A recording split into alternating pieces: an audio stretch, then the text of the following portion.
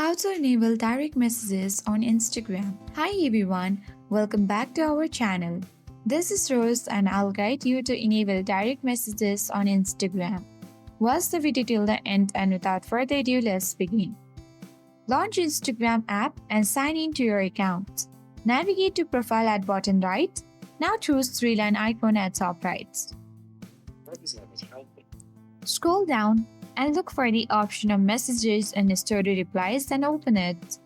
Now select message request and then you need to choose your followers on Instagram and tap message request.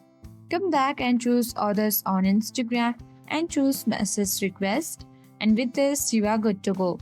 You will now enable direct messages on Instagram and now anyone can DM you on Insta. So I hope this guide was helpful. If it was, then do like, share, comment, and don't forget to subscribe. Thank you for watching and I'll see you in the next video.